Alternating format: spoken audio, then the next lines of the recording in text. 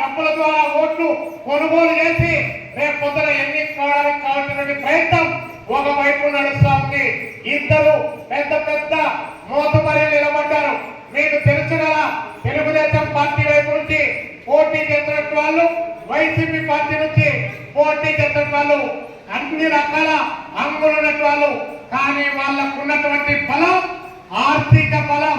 ఆ ఆర్థిక బలం దుక్కి నుండి రాలేదు, కష్టపడి రాలేదు, ఇంకొక వ్యాపారం చేసి వ్యాపారంలో లాభాలు సంపాదించి రాలేదు. అధికారాన్ని అడ్డం పెట్టుకొని అడ్డగోలుగా భూములు ఆక్రమించి ఆ భూములను తిరిగి ₹1,00,00,000 అమ్ముకొని ఆ ₹1,00,00,000 ఎన్నికల్లో పోటీగా పెట్టుకొని మళ్ళీ ప్రజలను కొనుగోలు చేసి తద్వారా అసెంబ్లీలోకి పార్లమెంటులోకి పోవడానికి ప్రయత్నం చేస్తున్నట్టు వాళ్ళు ఒకవైపున ఎన్నికల్లో మరొక వైపు నుంచి జీవితాలను స్వదించి త్యాగం చేసి బీడీలు డిగ్రీలు వాళ్ళ జీవితాలను సర్వతం త్యాగం చేసి సబ్బంటు కులాల వారికి గొంతుకై వేసి వారి జీవితాలు అర్పించి ఎర్రజెండా పట్టుకొని అందమైన డ్యామ్ తగ్గితే ఎర్రజెండా కావాలి, అందమైన డ్యామ్ తగ్గితే ఎర్రజెండా కావాలి, పింఛా ప్రాజెక్టు లీక్ అయితే ఎర్రజెండా కావాలి, రోళ్లమడు ప్రాజెక్టు కావాలంటే ఎర్రజెండా కావాలి, బస్ స్టాండ్ కావాలంటే ఎర్రజెండా కావాలి, గ్యాస్ ధర తగ్గాలంటే ఎర్రజెండా కావాలి, బస్ ఛార్జీలు తగ్గాలంటే ఎర్రజెండా కావాలి, కరెంటు ఛార్జీలు తగ్గాలంటే ఎర్రజెండా కావాలి. ఇన్ని రకాల ప్రజలకు సంబంధించినటువంటి ప్రతి అంశం పైన ఎర్రజెండా పార్టీలు పోరాటం చేస్తా ఉన్నాయి. ప్రజల పక్షాన ఎవరిస్తా ఉన్నారు. అన్నమయ్య డ్యాము ఎందుకు తెగిందో ఈ రాజంపేటలో ఉన్నటువంటి ఈ నియోజకవర్గంలో ఉన్నటువంటి ప్రజలకు తెలియన 14 టైర్ల లారీలు పెట్టి అక్కడ ఇసుక ర్యాంపులు తోడుకొని చెన్నైకి బెంగళూరుకి తరలించినటువంటి ఇసుక దొంగలు రాజకీయ నాయకులుగా ఈ ప్రాంతంలో చలామణి చట్ట సభలోకి పోతా ఉన్నారు. వ్యాపారస్తులు చట్ట సభలోకి పోతే, దొంగలు చట్ట సభలేకపోతే శాండ్ ల్యాండ్ వైన్ మైన్ ఇలాంటి దోపిడీదారులు ఆ చట్ట సభలేకపోతే ఈ ప్రాంత కరువుల గురించి ఎవరు మాట్లాడాలి? ఈ ప్రాంత ప్రజల యొక్క దారిని గురించి ఎవరు మాట్లాడాలి? ఈ ప్రాంతంలో ఉన్నటువంటి వీకర్ సెక్షన్స్ యొక్క హక్కుల గురించి ఎవరు మాట్లాడాలి? ఈ ప్రాంతంలో ఉన్నటువంటి కరువులో పుట్టి కరువులో పెరిగి కరువులో నుంచి వలసెల్లిపోయి కడుపు చేత పట్టుకొని దుబాయ్ ఖత్తర్ ఇలాంటి ప్రాంతాలకు వలసెల్లిపోతున్నటువంటి ఆ తల్లిదండ్రుల పిల్లలకు ఎవరు రక్షణ ఉండాలి?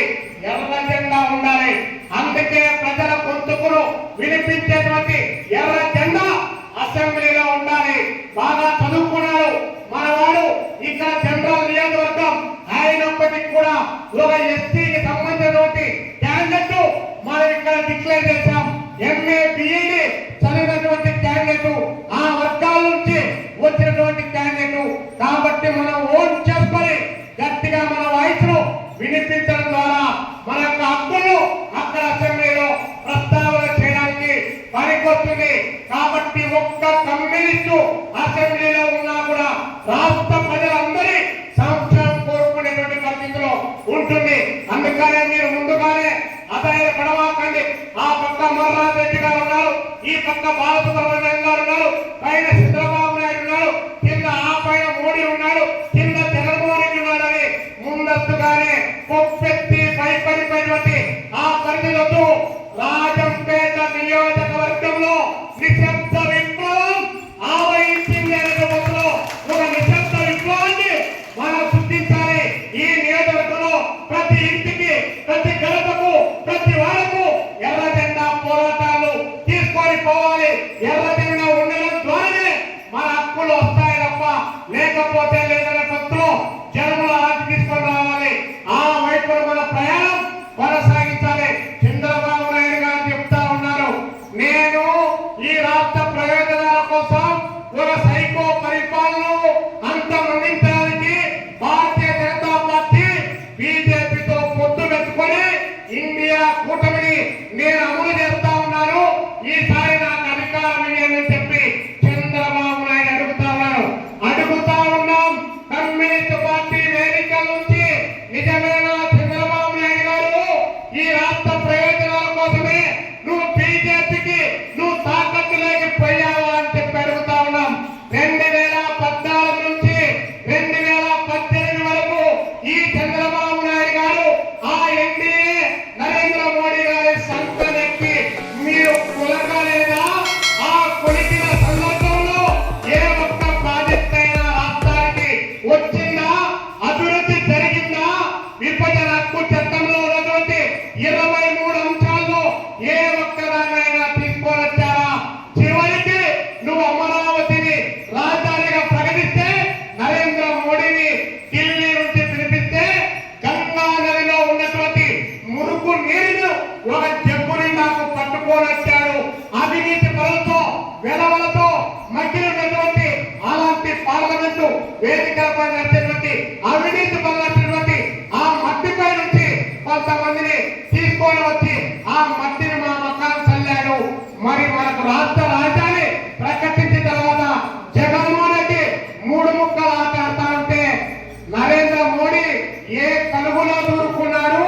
భారతీయ జనతా పార్టీ ఏ సందులోకి దూరిపోయింది? మరి మీరు ప్రకటించినటువంటి ఆ రాజధాని లేకపోతే సిగ్గు లేదా చంద్రబాబు నాయుడు? మళ్ళీ చెబుతా ఉన్నావు, నీ అధికారం కోసం ఎలాంటి గట్టి తినడానికైనా నువ్వు సిద్ధం తప్ప నువ్వు రాష్ట్ర ప్రయోజనాల పేరు చెప్పి ప్రజలను తాకట్టు పెట్టడానికి ప్రయత్నం చేస్తున్నావు. మళ్ళీ నీ పార్టీ అధికారంలోకి వస్తే విజయవాడలో ట్రైన్ ఎక్కి ఏపీ ఎక్స్ప్రెస్ లో ఢిల్లీలో తిరిగి ఆజ్మీర్ గేట్లో దిగి సరాసరి కమలం ఆఫీస్ కు పోతున్నావా లేదా అని మేము అడుగుతా ఉన్నాం. నోటా కంటే